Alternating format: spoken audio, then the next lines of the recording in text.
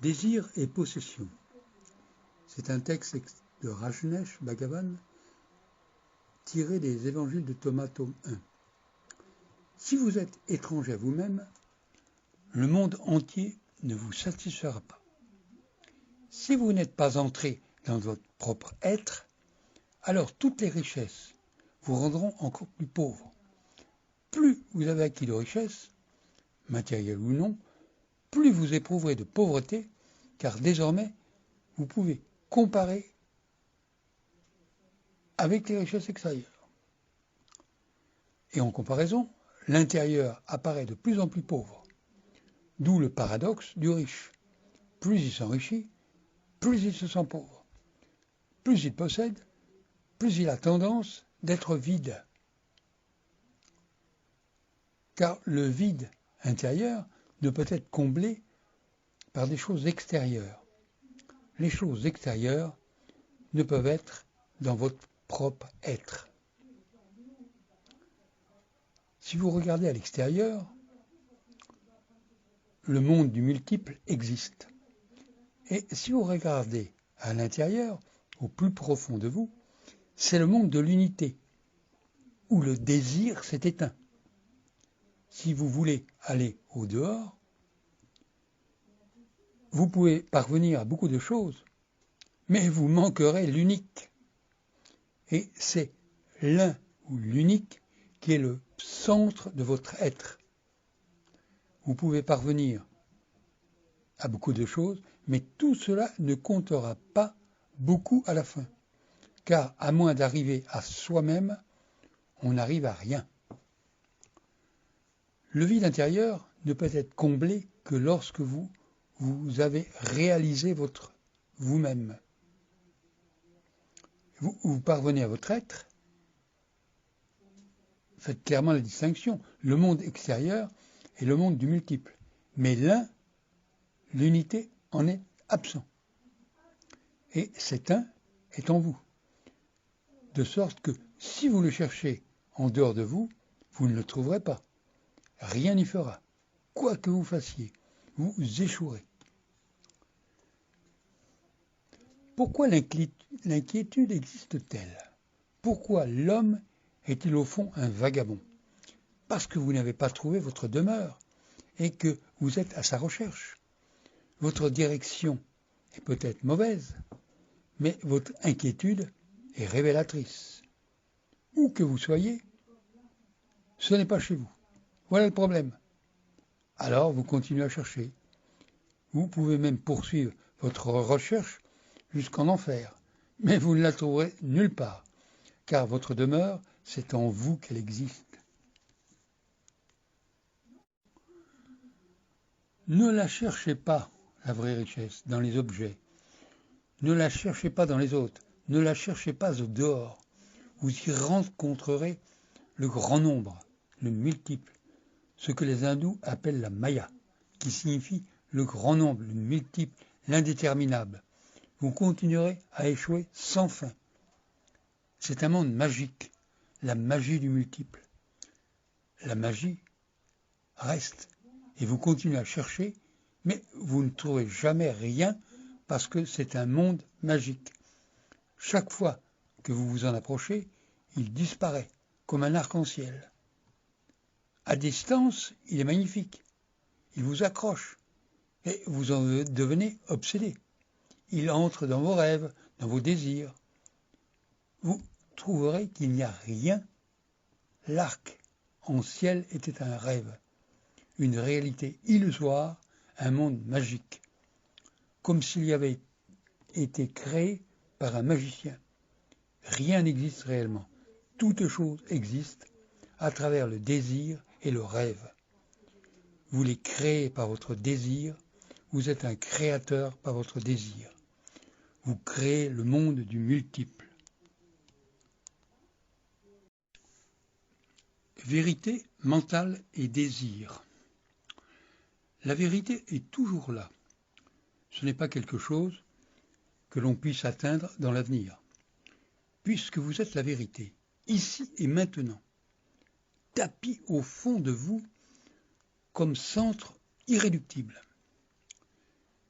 C'est ce que vous êtes une fois libéré de votre mental, ce que l'on peut désigner comme étant l'esprit avec un petit e, comme étant l'esprit individuel, le psychisme, pensée, alors que l'esprit avec un grand E, lui désigne la pure conscience, ce qui est transpersonnel et au-delà de notre individualité, qui est notre possibilité ultime d'être. Notre mental est un mécanisme de désir. Il est en état de désir perpétuel et cherche toujours quelque chose. Il n'est jamais tourné vers le présent. Il se meut dans le passé et l'avenir, mais ne peut se mouvoir dans le présent, car il n'y a pas d'espace. La vérité ne peut pas être cherchée, car vous écartez du présent de vous-même. On ne peut que la trouver. C'est le fait même de la chercher qui est l'obstacle. La quête est dans l'avenir.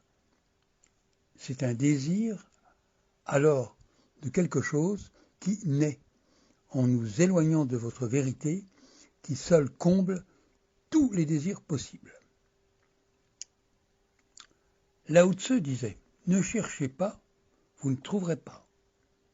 Ne cherchez pas, mais trouvez. Ne cherchez pas, et vous trouverez. » Fermez les guillemets. Il s'agit de réorienter sa pensée vers le présent. Vous serez hors du champ du désir, car la quête, le monde et le désir ne font qu'un. Ce que vous cherchez est déjà là. Attention que l'intellect ne fasse pas de la non-recherche l'objet de sa quête. Le mental pense « ne cherche pas », puis il dit « je ne dois pas chercher ». Et là, la non-recherche est mon objet. Il y a des gens qui pensent qu'ils sont en quête d'objets non matériels. Mais tous les objets sont matériels, parce que la quête est dans le monde. Ainsi, la quête d'un objet non matériel est impossible. Dès l'instant où vous cherchez, l'objet devient matériel. Si vous cherchez Dieu, votre Dieu fait partie de votre monde. Si vous cherchez la libération, le nirvana, votre libération fait partie du monde. Ce n'est pas quelque chose qui transcende le monde matériel, puisque la quête est le monde, le désir est le monde. Ainsi, vous ne pouvez pas désirer le nirvana ou Dieu, vous ne pouvez pas désirer le non-désir, il est dans l'ici et maintenant, vous libérera de la tyrannie du désir. La polarisation du désir. Je vais citer Franklin Merels-Wolf dans L'expérience spirituelle, un mathématicien et philosophe contemporain en Amérique. Il dit « Au début de mes études, je recherche sur la conscience et je m'aperçois que les manuels de la connaissance de soi, avec un grand S majuscule, mettaient l'accent à supprimer entièrement le désir. Cette mesure s'avérait difficile à comprendre et non moins difficile à appliquer. Comme le désir et la vie des sens sont inséparables, cette exigence semblait signifier une extinction de soi-même. Ce n'est qu'après quelque temps que je découvris le vrai sens de cette consigne qui était de changer la polarisation du désir. D'habitude, le désir cherche en quelque sorte les objets et les réalisations objectives. Il faut donner à ce désir une autre polarisation, de sorte que, au lieu de se fixer sur les objets et les réalisations du champ du monde, il se porte sur une conscience qui est éternelle et inclut toute chose.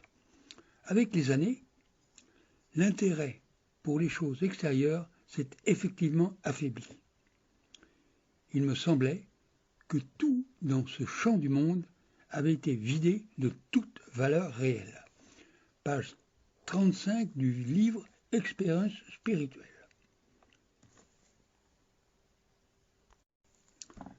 La dissolution du sentiment égotiste est une expérience pour faire disparaître le désir polarisé vers l'extérieur.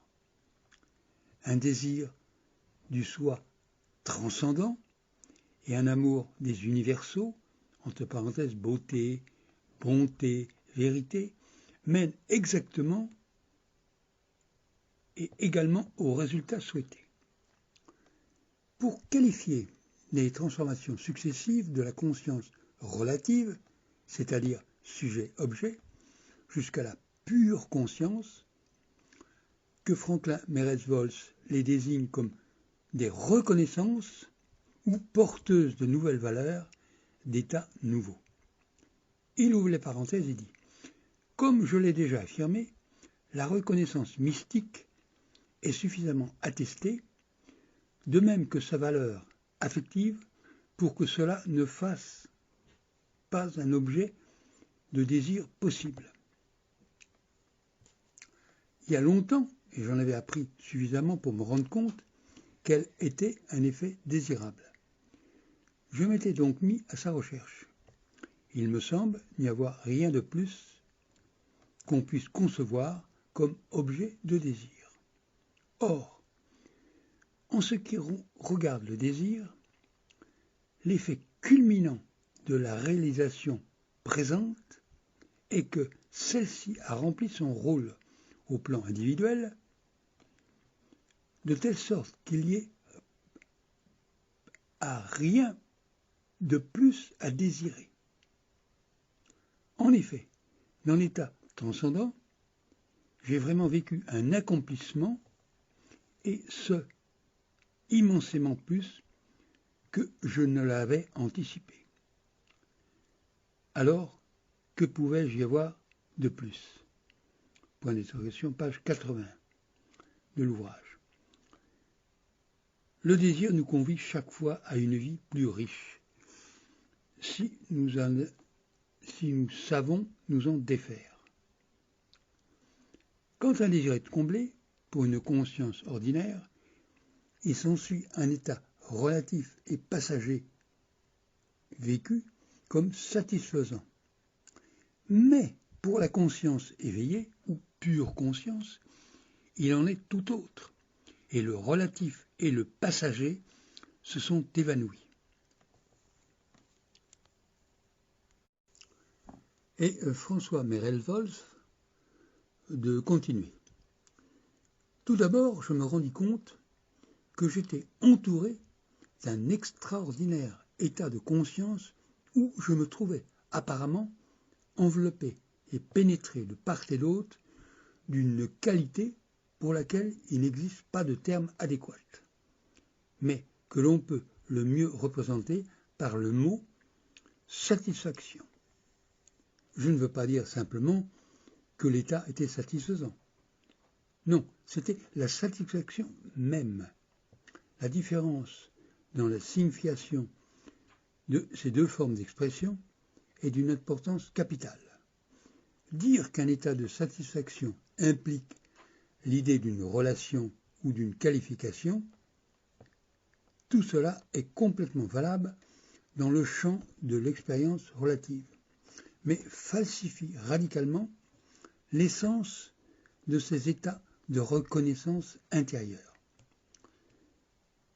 Ce qui distingue ces états intérieurs, c'est l'identité et non la relation.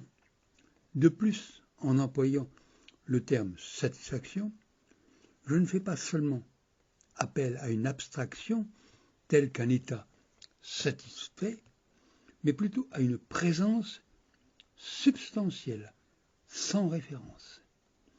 Ce n'est pas une satisfaction considérée comme un état causé par une expérience ou un objet concret ou extérieur. Au contraire, cela doit être considéré comme une pure existence autonome.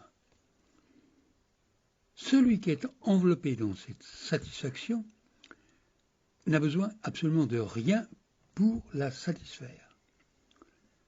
La satisfaction que je réalisais est une expérience vraie, sans référence et antérieure à toute expérience. Page 227 de l'ouvrage Expérience et philosophe, de Franklin Merezholz, un récit personnel de la transformation, suivi d'un commentaire sur la conscience transcendante. Désir et mental. L'identification avec le mental, constitué de désirs, de pensées, d'idées, d'imagination, de souvenirs, est la cause de toute souffrance. Ainsi s'exprime Haridas, un mystique indien. Je suis mes pensées. Quand cette notion est profondément imprimée dans le mental, toutes les souffrances commencent. Le mental recherche le plaisir ou il demeure dans la souffrance. Le plaisir crée des désirs, mais les désirs développent l'insatisfaction qui conduit elle-même à la souffrance. Celle-ci engendre la peur qui développe la colère, laquelle conduit à la séparation ou à l'ignorance. Dans tout désir ou pensée, c'est le mental qui est le moi, désirant en pensant « je voudrais », etc., etc. Je pense que, en acceptant de nous identifier à notre mental, nous aurons une vision limitée de la réalité. Page 52, Vivre sa paix intérieure, et le même sage continue. Les pensées reposent sur les désirs. Le désir est la cause de l'attachement, et l'attachement est la cause de la douleur. La joie ou le chagrin, résultant de l'attraction des sens envers un objet, s'appelle attachement. Celui-ci détruit le pouvoir de discrimination de l'esprit, avec pour résultat l'ignorance.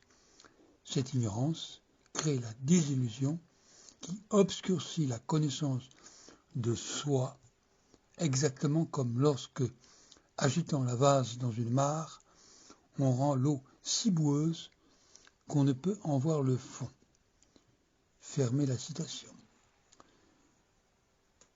Voici maintenant quelques réponses que donnait Sri Nisargadatta Maharaj aux questions de ses visiteurs dans Extrait de Je suis. Question. Sommes-nous condamnés à avoir peur? Réponse.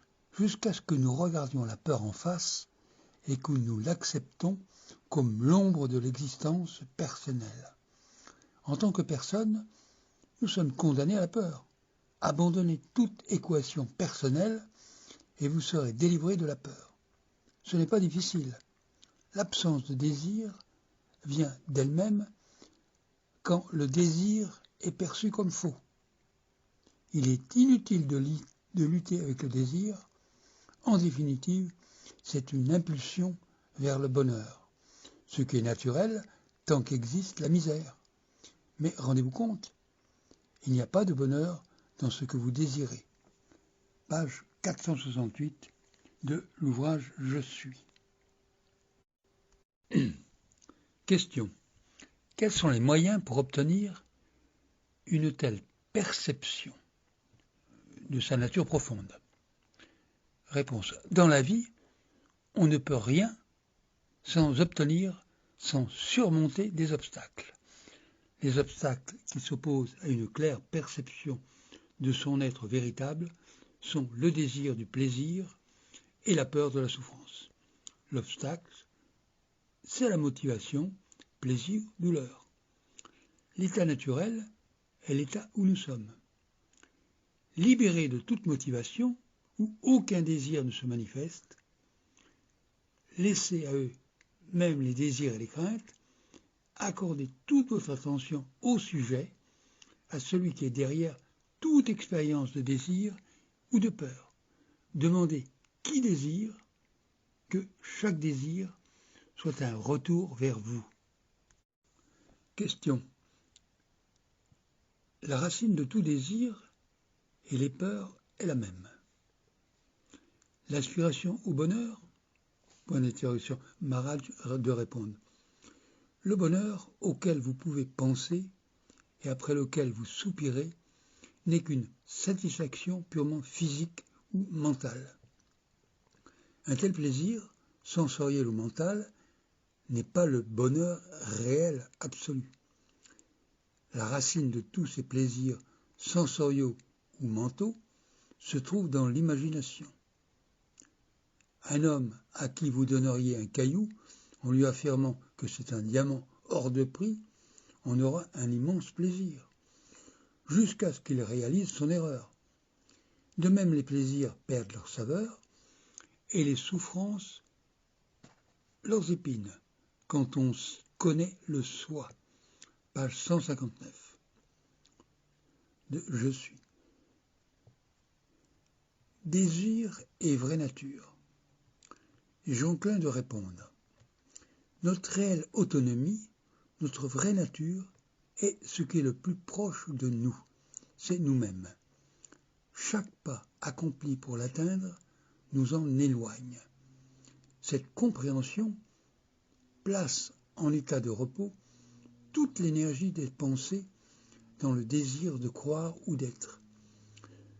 Ce que fondamentalement nous sommes ne peut s'immobiliser, s'appréhender ou s'atteindre. Nous sommes le sujet ultime qui ne peut être objectivé parce qu'il est au-delà de l'espace et du temps. Cette aspiration nous renvoie à être soi-même.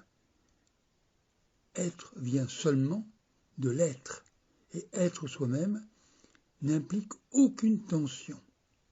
Quand quelque chose renvoie à notre structure psychosomatique, il y a tension. Dans votre profond désir d'être vous-même, il n'y a pas de tension. Le désir d'être soi-même provient de ce qui est désiré. Et sinon, il n'y a pas de désir. Il n'y a pas de 36 000 désirs, sinon il n'y aurait pas de désir. Il n'y a qu'un seul et unique désir qui englobe tous les désirs et qui est celui d'être libre, d'être totalement soi-même. Pour parvenir à ce seul désir, vous devez voir tous les autres désirs, à quel point ce sont des évasions, des dispersions, des compensations. Vous devez vous demander ce qui est à l'origine de tous ces désirs variés.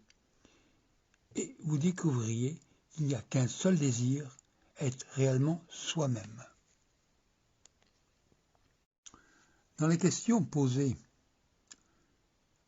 à l'auteur, donc Jean-Klein, être soi-même, est-ce un état ou un but ultime? Réponse. Ne cherchez pas à avoir un but. Quand cette compréhension existe, en d'autres termes, quand vous sentez être très profondément orienté dans votre aspiration, le but s'efface. Il n'y a pas de but. Un but est une tension.